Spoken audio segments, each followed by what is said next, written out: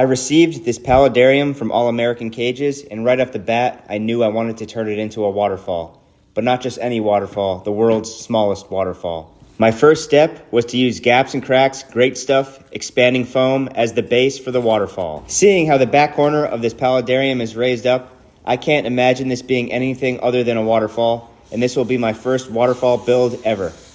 I'm going to let this expanding foam cure for at least 3 or 4 days, and you'll see how much it expands in that time period. It's very important to let the expanding foam fully cure so no chemicals leach out into the water. This is what I ended up with, and like I said earlier, wait till you see how far this stuff expands in a couple days. I laid some paper down to control my mess, and here it is. Look how far that expanded out. Turned into like a big bubble with some blobs hanging off of it. And now it's time to start carving the expanding foam, and here I'm just using a steak knife. I've used other things in the past, but I find steak knives are the best. First, I'm going to start by cutting off all this excess expanding foam. Once I finish that, I'll start developing the shape of the waterfall. I really want the front side of this Paludarium to be mostly water, so here I'm cutting big chunks out. Whenever I'm working with expanding foam, I do my best to cut the surfaces as smooth as possible, so when it comes time to paint or add silicone, it's easier to apply it. All right, let's speed things up here.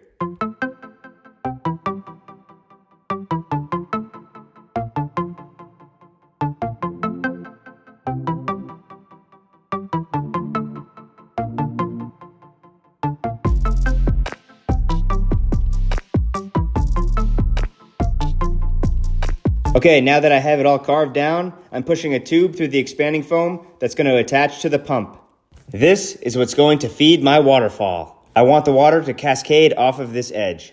Now on to the next step, painting the base of the waterfall with dry lock. Here I'm going to add a little gray coloration, and then this one right here, it looks gray, but it actually is like a little orangey color. And here's the dry lock, which is going to keep the expanding foam watertight. Now it's time to get this bad boy open.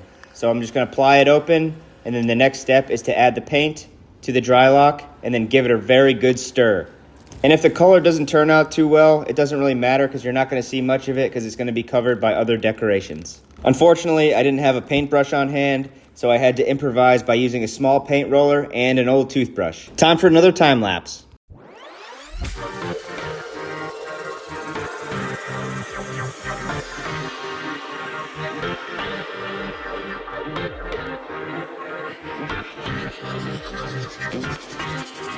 Okay, here's how it turned out. A nice clay color. I actually kind of like it. You can't have a waterfall without cliffs and rocks, so this is how I create them.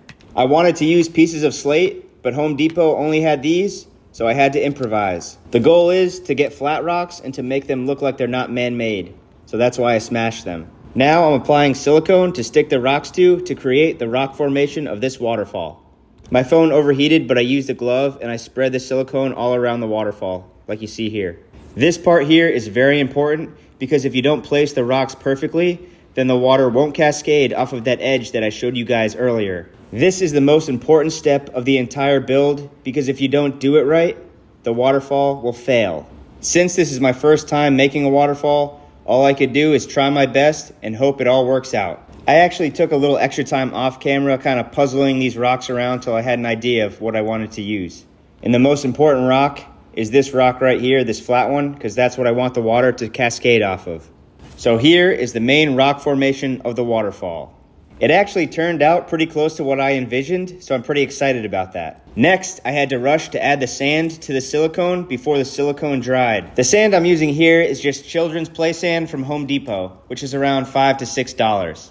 Next, I found some dirt to shove in between the cracks of the rock formation. I want to be sure that all the water is led to that edge that I want the water to cascade off of. I'm making a path using Flex Seal over the rocks and soil where the water is going to run down. Hopefully, if I apply a few thick layers of Flex Seal, it'll prevent the water from going down inside the cracks.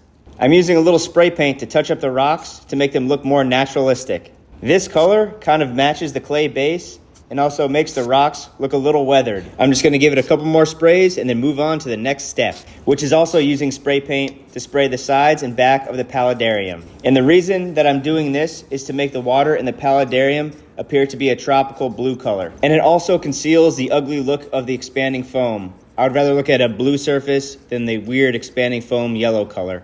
This method works really well if you have a fish tank that's in a shelf, because if you spray paint the back and the sides and leave the front open, and then when you turn the light on, the water will obviously look blue. And here's what we have so far. I think it's looking pretty good. I'm really liking that blue color. I let it fully dry, and now I'm going to dump out the excess sand for a water test. And once this paludarium is almost done, I'll add sand back into it to make it look natural. So first I brought it into my kitchen for the water test. Just in case there's any leaks or spills, I'll be able to put it right into the sink. And once that's done, I got to figure out where I'm going to put the pump so I can hook up the tube that feeds the waterfall. I'm hoping it'll fit in that back corner over there, but this pump's pretty big, so I'm not sure. We'll see. I just set it up like this for the water test. I'm going to see where the water cascades down, get an idea of where I want the tube to come down, and then I'll hide the pump better. At this point, I'm just trying to figure out where to place the tube to get the water to cascade off of that edge that I like. And once I find that spot, I have to memorize it so I can secure the tube in place right in that spot. And I think this is it right here, right about here. So I'm going to memorize that, test the water again, make sure that spot's perfect, and then I'll secure the tubing in place. And this is exactly where I want the tube, so I'm going to go on to the next step and secure the tube using a shoelace. And now it's time for the fun part. Let's scape this waterfall build, then get it running. I'm only going to add this one little succulent plant to the build because I don't want plants to take the attention away from the waterfall itself. Now it's time to use moss to hide everything on the land portion of the waterfall, like the shoelace and the tube. This green moss is perfect because it's actually something that would grow next to a waterfall in nature. I think it's looking pretty good so far, but let's add a little rock to cover that little bit of tubing and push the water in the right direction. I'm going to add another rock to support this one because it looks like it might fall, but I'm going to spray the moss to give it some weight and make it look better. The moss is way easier to manipulate and stays where you want it when it's damp. When it's dry, it kind of crumbles and falls apart. All right, let's add that supporting rock so that bigger one doesn't fall down. I also think it looks better this way. It looks more natural. It's also going to help the succulent stay in place. Now let's hide the pump using a rock and continue the rockscape of the waterfall to make it look like it's all one island. These last couple rocks are really what's going to tie this waterfall together. I don't know about you, but I've never seen a waterfall in nature without rocks all over the place.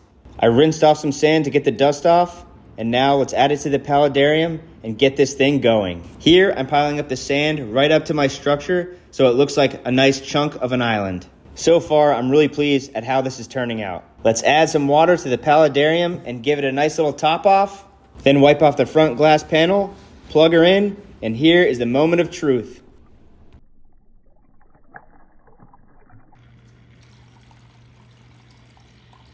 I'm adding this rock here to stop the sand from getting kicked up by the waterfall.